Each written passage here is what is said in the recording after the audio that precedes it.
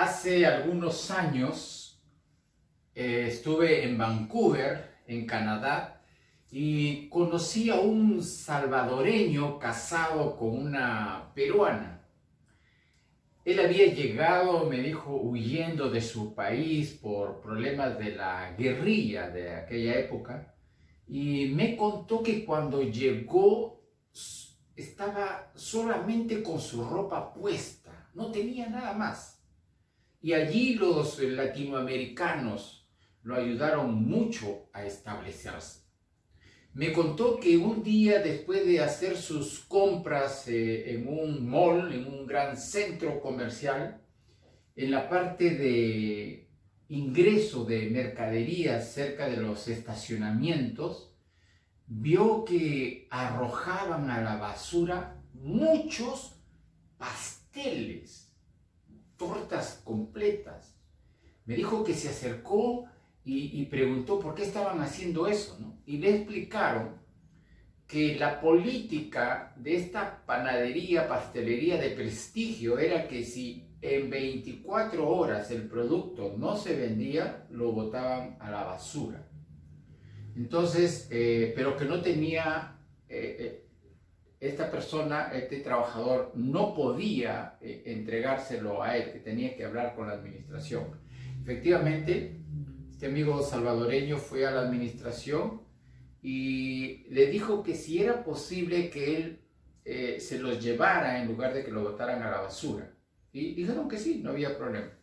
Cuando yo estuve allí, lo acompañé un día sábado,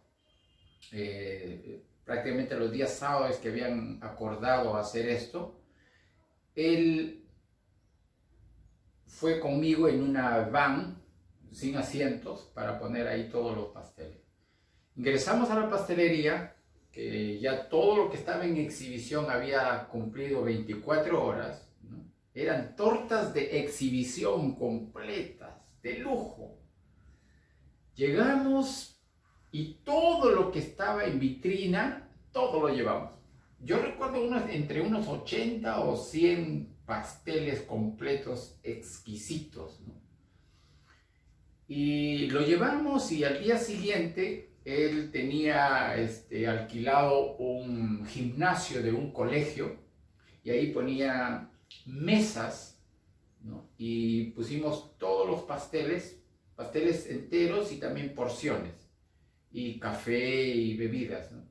Y el día domingo llegaron cantidad de peruanos, chilenos, bolivianos, ecuatorianos, de diferentes latitudes, ¿no? De Latinoamérica.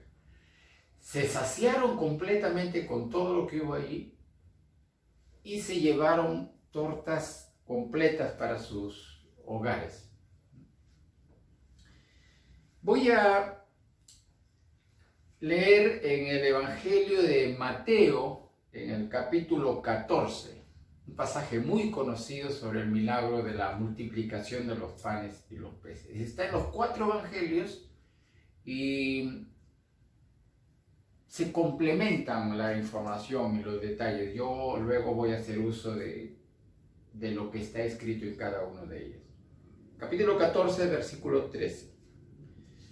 Oyéndolo, Jesús se apartó de allí en una barca a un lugar desierto y apartado. Y cuando la gente lo oyó, le siguió a pie desde las ciudades. Y saliendo Jesús, vio una gran multitud y tuvo compasión de ellos. Y sanó a los que de ellos estaban enfermos. Cuando anochecía, se acercaron a él sus discípulos diciendo: el lugar es desierto y la hora ya pasada. Despide a la multitud para que vayan por las aldeas y compren de comer. Jesús les dijo: no tienen necesidad de irse, denle ustedes de comer. Ellos dijeron: no tenemos aquí sino 5 panes y 2 peces. Él les dijo: dénmelos acá. Entonces mandó a la gente recostarse sobre la hierba y tomando los 5 panes y los 2 peces, y levantando los ojos al cielo, bendijo y partió y dio a los discípulos, y los discípulos a la multitud. Y comieron todos, y se saciaron, y recogieron lo que sobró de los pedazos, 12 cestas llenas. Y los que comieron fueron como 5,000 hombres, sin contar las mujeres y los niños. 5,000 hombres sin contar mujeres y niños. O sea, mujeres y niños marginados, ¿no? En todo espacio donde se congrega gente, colegios, templos, donde sea, siempre hay más mujeres que hombres, siempre. Entonces aquí solamente hay 5,000 hombres y no se cuenta a las mujeres ni a los niños. Tranquilamente estamos hablando de 15,000, 20,000 o más personas. Tengamos en cuenta ese detalle. En todos los tiempos, las sociedades ubican a las personas en coordenadas socioculturales, económicas y raciales. Los romanos, por ejemplo, tenían sus propias categorías de importancia de sus ciudadanos. Y cuando ellos, como imperio, sometieron a Israel, entonces ubicaron a los judíos en una escala de inferioridad respecto a ellos. Los judíos, a su vez, en el tiempo de Jesús, consideraban a los samaritanos como muy inferiores a ellos. Y como pueblo judío, ellos mismos establecieron niveles discriminatorios. Muy aparte de las clasificaciones socioeconómicas, podemos observar en los evangelios que ninguneaban a las mujeres y niños, no los contaban, tenían poca importancia, pocas consideraciones. En los tiempos de Jesús, la mujer era prácticamente una propiedad del varón. Primero pertenecía a su papá, luego a su esposo, y si se quedaba viuda, sería amparada por un hijo varón. Y de no tener un familiar varón que la dignificara, entonces quedaba socialmente desamparada, desprotegida por las leyes. Por su naturaleza, la mujer, ¿no?, en su sangrado fisiológico, siempre era sospechosa de impureza. Entonces, en el templo tenía un lugar separado de las áreas sagradas. En resumen, mujeres y niños menores de 12 años estaban excluidos de muchos privilegios. Las distancias humanas no son una coyuntura desfavorable de los tiempos de Jesús solamente. También es la realidad del Perú del siglo XXI, de este año, del 2020. Las personas son clasificadas en niveles socioeconómicos alto, medio, bajo, o se dice de A, B, C, D, por su alimentación, por el tipo de vivienda, por su indumentaria, ¿no?, por su vestido, por su transporte, por el salud, por el trabajo, por la educación. En fin, esa es la cruda realidad. Pero lo que sí es inaceptable y triste son las discriminaciones en el cuerpo de Cristo. Existen cristianos ninguneados por otros cristianos. No me cabe duda que estos tiempos de serias restricciones por la pandemia, la iglesia está siendo disciplinada, porque como novia de Cristo no estaba presentándose gloriosa, sin mancha ni arruga, vestida de lino fino, limpio y resplandeciente. Hay congregaciones donde unas se consideran más atractivas y más importantes que otras, por lo pequeño o por lo grande de su membresía, porque son o rurales o urbanas, por la ubicación geográfica de sus templos, por el estatus socioeconómico de sus fieles, por el nombre de su denominación o por muchas absurdideces. Jesús sabe de marginación.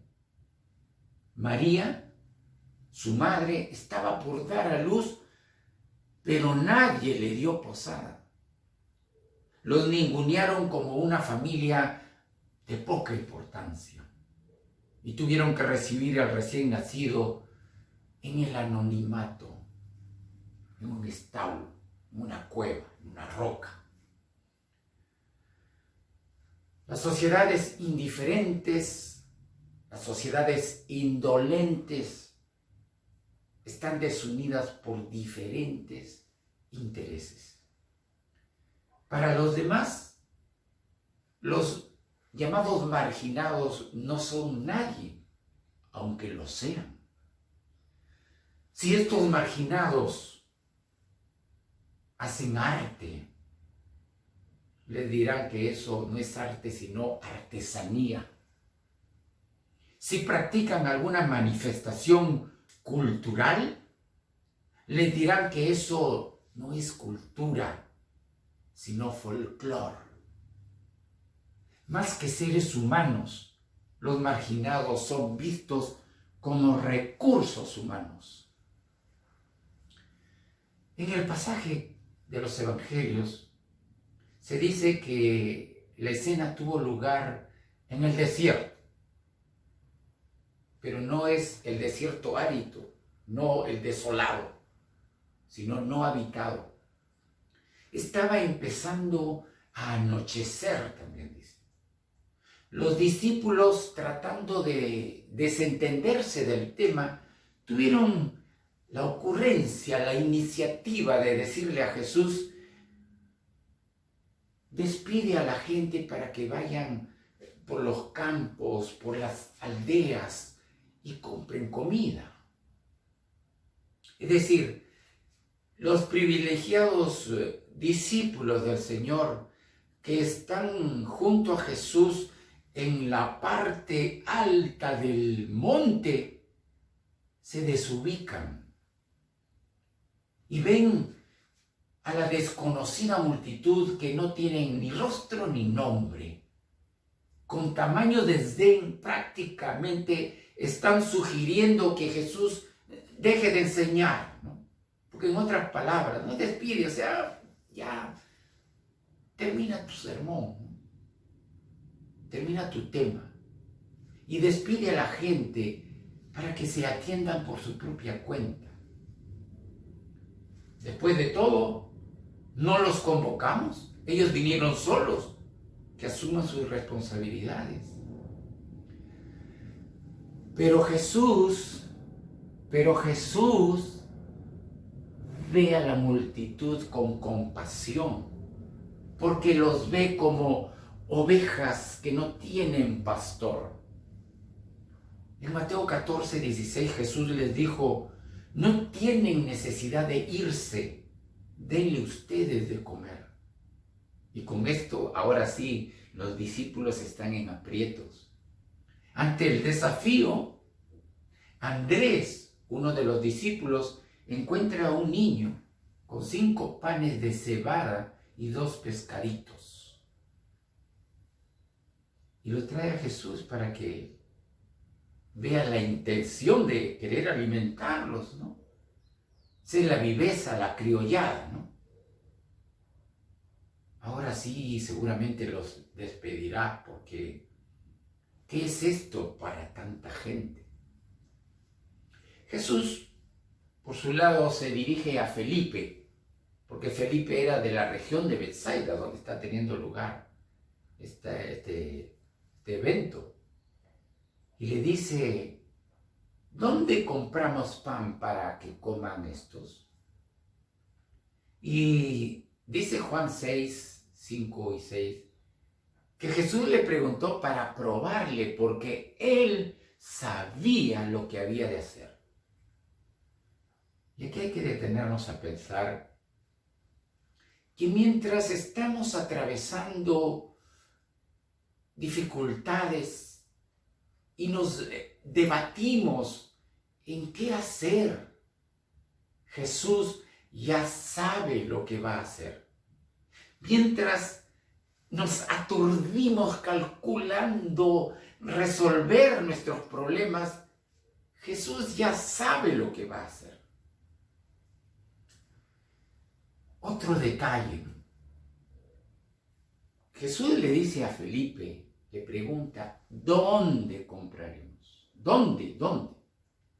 Tú, que eres de la zona, ¿sabes dónde podemos? ¿Dónde? Pero Felipe responde: ¿cuánto? Le preguntan dónde y él dice: ni 200 denarios, ni medio año de salario bastarían para que cada uno comiera un poquito. No está sintonizado, responde algo distinto a la pregunta. Felipe está pensando en cuánto dinero necesita. También seguramente en sus cálculos contempla los problemas logísticos, ¿no? ¿Cuántas panaderías necesitamos? ¿Cuántos hornos? ¿Cuántos panaderos? ¿Cuánta harina? ¿Cuánta agua? ¿Cuántos recipientes? ¿Cuánto tiempo para preparar? ¿Cuánto tiempo para hornear? ¿Cómo transportar tanta cantidad de pan? Todos estos cálculos para que cada uno reciba un poquito, ¿eh? Sus cálculos para un poquito. Como si en estos momentos, ¿no?, aquí en Lima se dijera: ¿dónde consigo pan para 20,000 personas? ¿A cuántos distritos de Lima tendría que ir a buscar panaderías, ¿no? Así está en su mente, ¿no? Calculando una panadería, cuánto pan produce, cuántas panaderías necesitamos. Se bloquea uno ahí, ¿no?, haciendo números. Las habilidades, los conocimientos, los cálculos de Felipe, como el de muchos de nosotros, son inútiles para resolver los problemas, porque se deja fuera de los cálculos a Jesús. Felipe solo se concentró en el tamaño del problema. Estaba tan convencido de lo que no podía hacerse que olvidó cuán grande es Dios. Tal vez cree que sus sólidos argumentos desanimarían a Jesús de insistir en dar de comer a la multitud. Ay, 200 denarios, medio año o más, no bastaría. Tal vez ya Jesús diga que se vaya la gente. Entonces Jesús mandó a la gente recostarse sobre la hierba. Tomó los 5 panes y los 2 peces y levantando los ojos al cielo, bendijo, partió y dio a sus discípulos, y los discípulos a la multitud.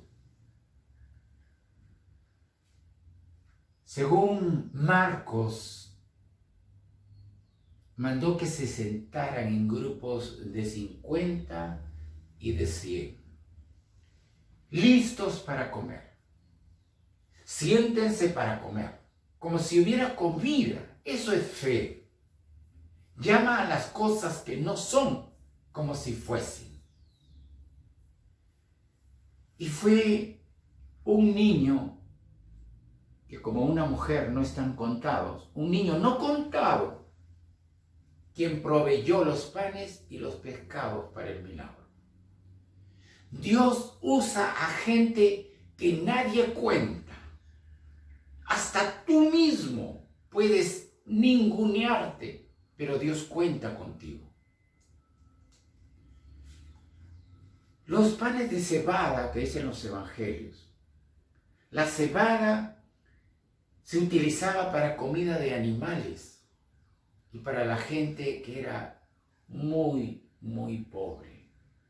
Los pescaditos eran pequeñitos y muy baratos.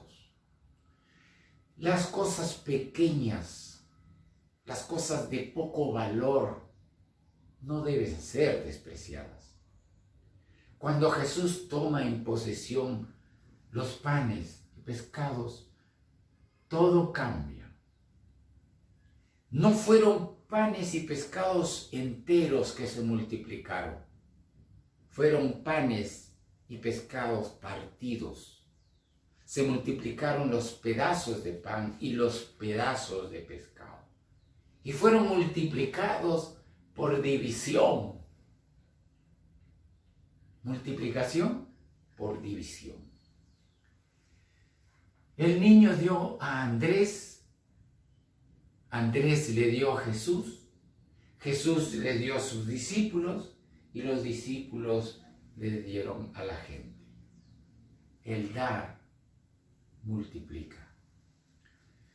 Y cuando se hubieron saciado, dijo a sus discípulos, en Juan capítulo 6, versículo 12, recojan los pedazos que sobraron.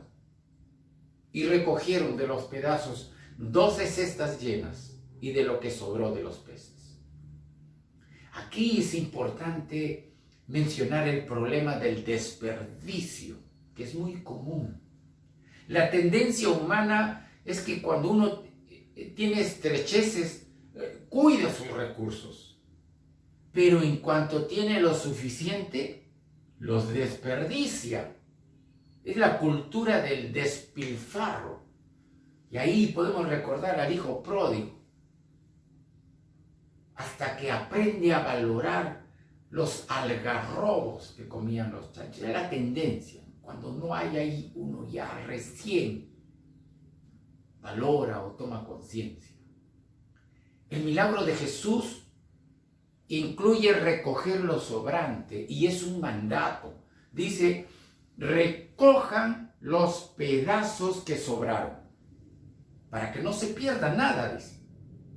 Es un mandato. Es decir, nosotros deberíamos orar, Padre Celestial, multiplica nuestros recursos y danos sabiduría, ayúdanos a saber qué debemos hacer con lo que sobrará. Habrá fe también incluida. Alguno podrá pensar a estas alturas, ¿no? Todo eso suena bonito, pero no conoces mi situación.